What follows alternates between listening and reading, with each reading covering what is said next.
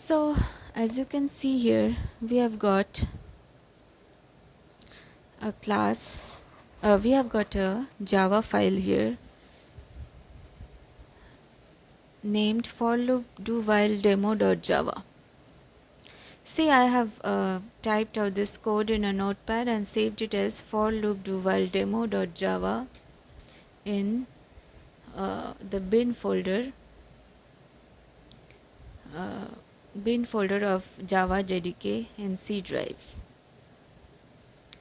So in this file we have got three classes. One is the ForLoop class, one is the DoWhileLoop class, and the third is the one where the main method is residing, that is the LoopDemo class. So three classes. I have named the classes appropriate to the concept that I am sharing, the concept that I am explaining. So let us follow the order of execution. So according to the order of execution, the entry point is the main method. So let us go to the main method of LoopDemo class. Here we enter, and there is a statement System.out.println inside LoopDemo class. It is printing this on the display screen. Then we have got two objects created. We have created two objects, one each pertaining to the classes above, one for ForLoop class and one for DoWhileLoop class. And the objects created with new and referred by these names, OBJFL and OBJDWL, just taking the initials just for easy understanding purposes. Then here in this line the constructors have been created, and let us move to the we have defined the I have defined the constructors in the classes above. Let us move to the constructors, because the moment this is created, it moves to the constructor.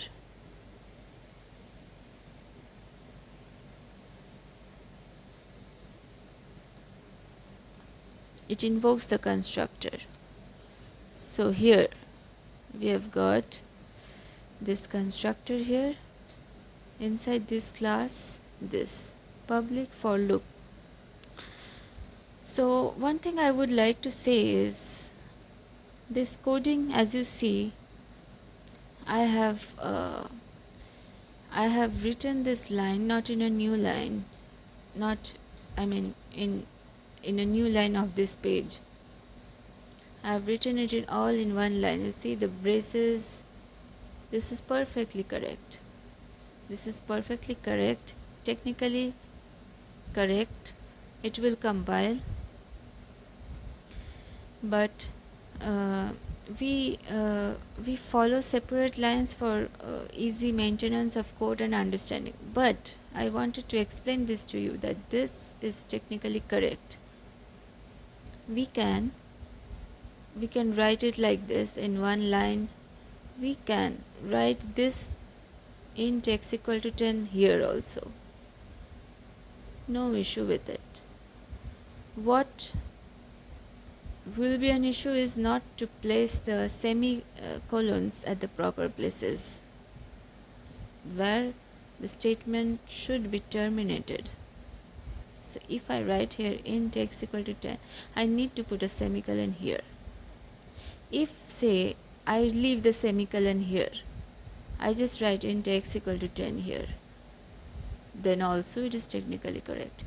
The compiler will take the semicolon from the next line, but it should not be missing. You understand my point? It should not be missing. If it is in the new line, just a semicolon in one line, just one entire line has got a semicolon. It is technically correct, no issue. But we follow a we actually follow an aesthetic, but aesthetically good looking pattern in coding, so we won't do that. We usually put a semicolon at the end of a statement adjacent to it. Okay, so having said that, we here initialize with an initial value, the value of x. We declare and initialize it, and here I actually took a couple of variables extra, not required, so I commented them. Put under single line comments.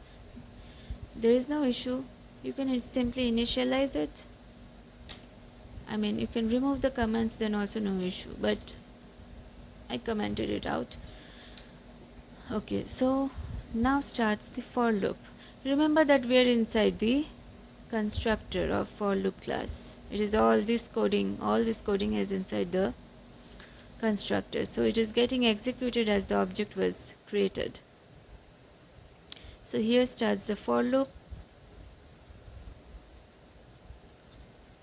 and here I would like to say that I would like to mention it here that the for loop contains 3 sections.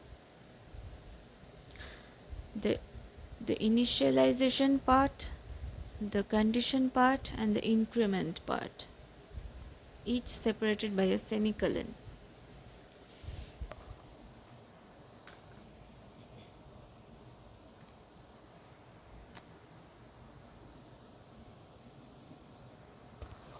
This portion is initialization. This portion is condition. This portion is increment or decrement, either increasing or decreasing. Either increasing or decreasing. So these are 3 parts, each separated by a semicolon. Now this is the piece of coding inside the for loop. This is the starting braces. This is the ending bracket, starting bracket, ending bracket of the for loop. Here what is initialization? The initial value of the variable set here, which is declared here itself. We declare the data type and initialize the value here itself. This is an int. We usually take up integers.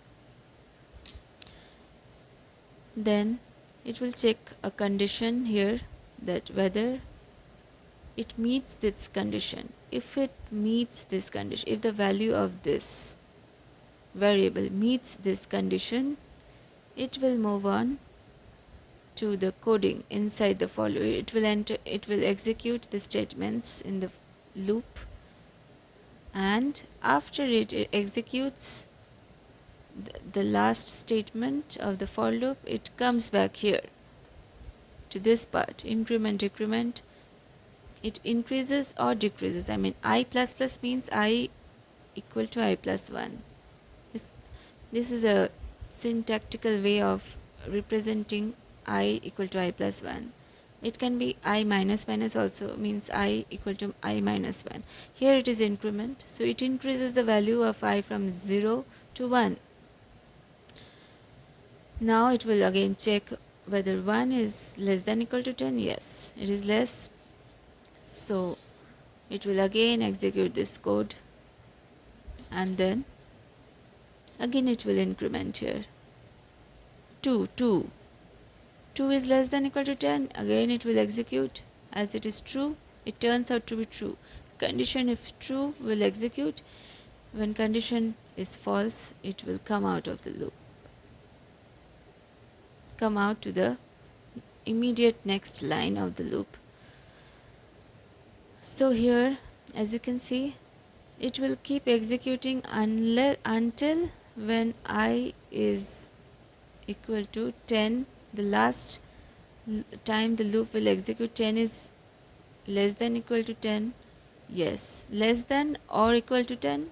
Yes, it is equal to 10. So it will execute once more and then I will be 11. 11 is less than or equal to 10. No, 11 is not less. So the condition turns out to be false. So when false, it will simply terminate the loop and come to this statement, x equal to 20.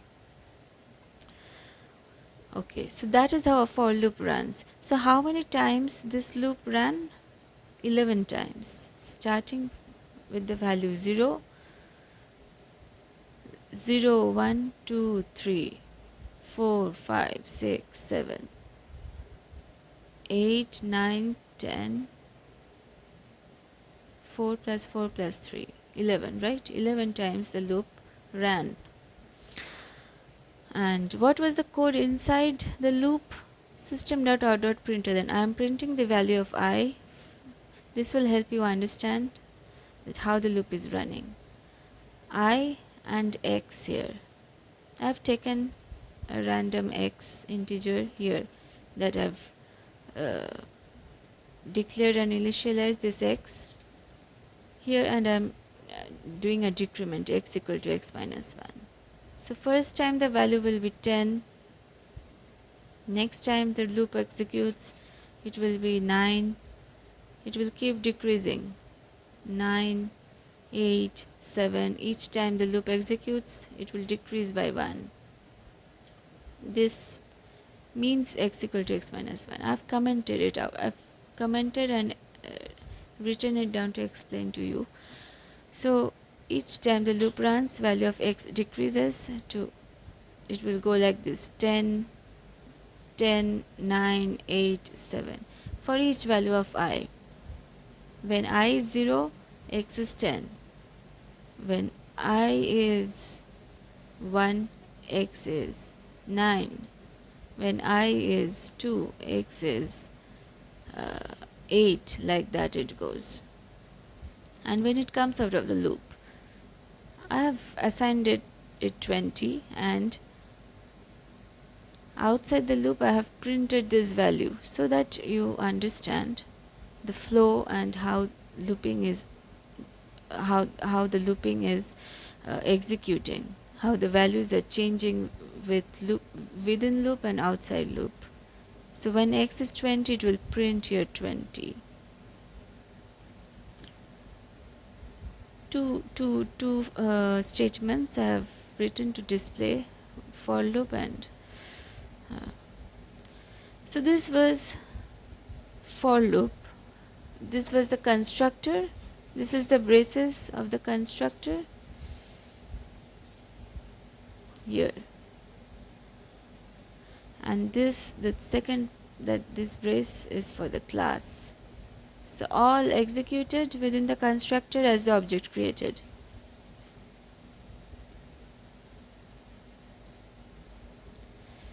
Now comes the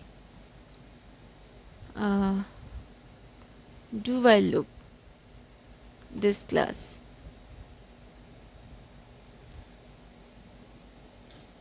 Here also, as you see, this is the class, and here the class is ending, and I have declared the constructor. As the object is created here, the constructor is automatically invoked and we enter the constructor here, and I have declared and initialized a few variables here.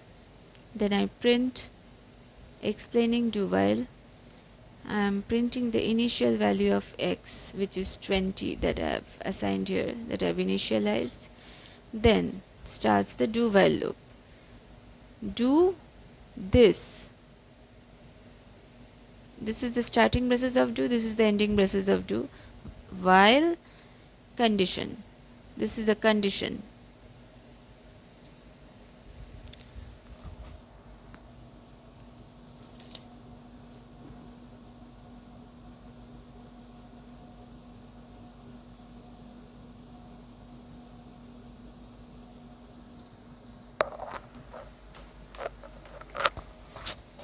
So that is how it is structured. Do this while condition is fulfilled. Condition is true. When condition is not true, then it automatically breaks from the loop and jumps to the next immediate statement, just beneath the while statement. So inside the do loop, I have initialized z here as to 10. Z minus minus means z equal to z minus 1, means here the value has decremented by 1, that is z is 9 here, 9. Then I print the value of x and y, which is 20 and 0 as initialized here.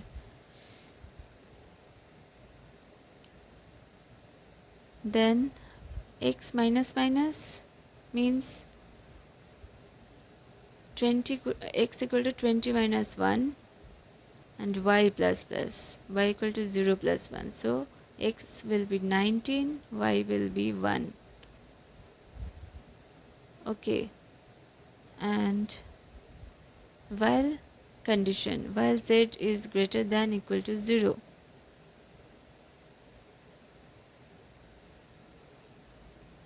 z is greater than equal to, z was 9, right? So 9 is greater than or equal to 0, 9 is greater than 0, it is, the condition is meeting.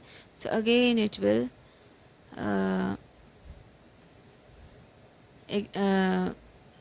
come back here. Z is now 8 and it prints the value of x and y, which was 19 and 1. In the last loop the values change to 19 and 1 and it prints in the next loop here. If this statement had been here, like before this braces there was this statement was here, it would have printed the value in this loop only, but it prints the value in the next loop because statement is above this statement is above the statements where it is changing the x and y values. Okay, so when z is 9, then when z is 8,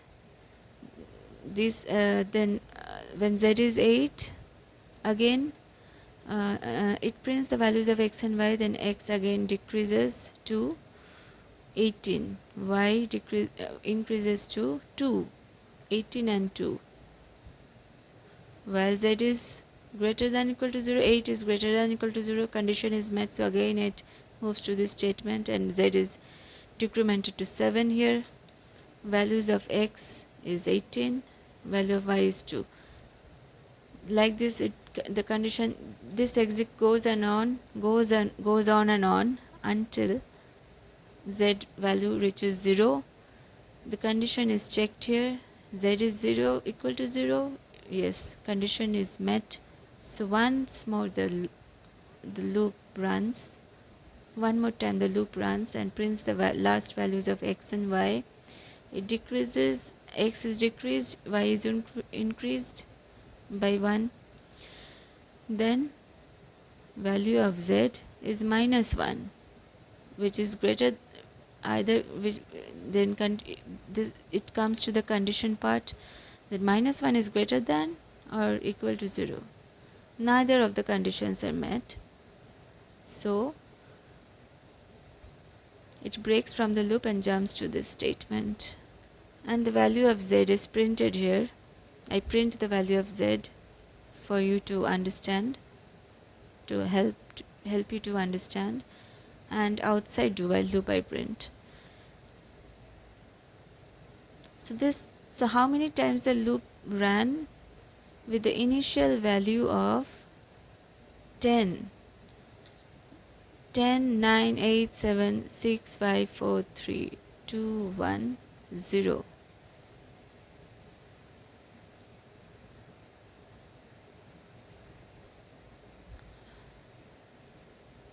When it was 10, right? But here it decremented to 9. So loop started with the value of 9. So 9,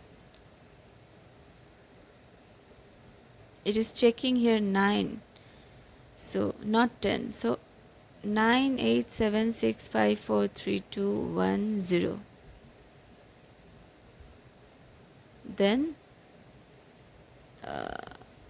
-1. For -1 also, once the loop runs, so 9 8 7 6 5 4 3 2 1 0 -1, 11 times the loop runs.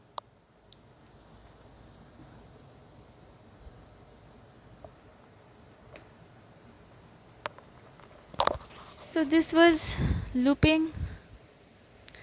One more loop is there, and here the class ends here.